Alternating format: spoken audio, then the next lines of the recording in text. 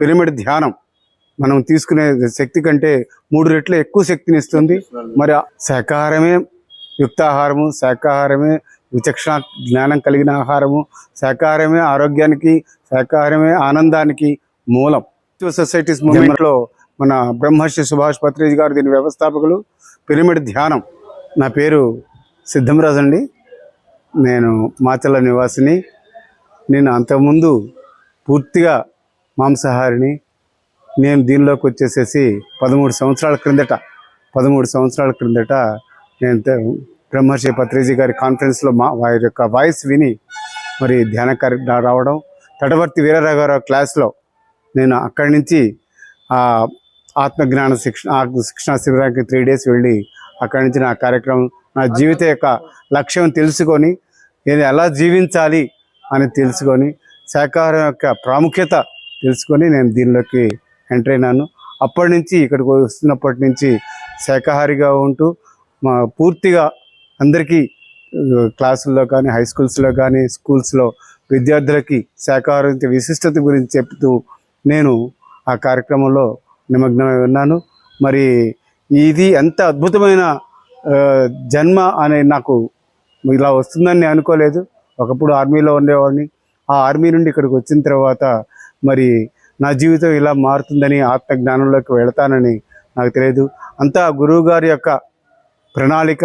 ఆయన ద్వారా మరి ఈ జన్మలో నేను 57 సంవత్సరాల వయసులో మరి ఇక్కడికి ధ్యానంలో రావడం జరిగింది. శాకాహార ధ్యానం అప్పటి నుంచి వచ్చినప్పటి నుంచి శాకాహారం అంటే ఆ యొక్క విశిష్టత ఏమిటో తెలుసుకొని అప్పటి నుంచి ప్రతి ఒక్కరికి నేను ఈ శాకాహారం గురించి చెప్పడం మొదలుపెట్టాను.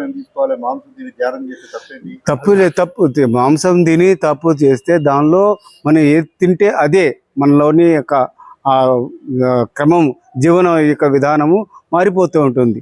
మాంసం తీసుకోవడం వల్ల మనలోంటి ఆ విశిష్టత అనేది మనకు బయటకు రాదు.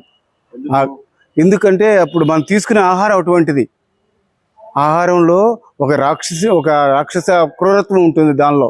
ఎందుకంటే ఒక జీవిని చంపి తినటం అనేది అది క్రూరంగా మనం గిలగల కొట్టుకుంటుంటే మనంతో ఆనందంతో మరి ఆహారం తీసుకుంటాం. అటువంటి ఆహారం తినడం తప్పని తెలుసుకున్నప్పుడు ఈ జీవితంలో కూడా మళ్ళీ అటువంటి దానిలోకి మనం అడుగు పెట్టాం. కాబట్టి శాకాహార విశిష్టతను తెలుసుకొని ధ్యాన మార్గంలో నడిస్తే మన జన్మ చాలా అద్భుతంగా తయారవుతుంది. జన్మ రాహిత్యాన్ని పొందడానికి అవుతుంది. మోక్షం అంటే ఏమీ లేదు.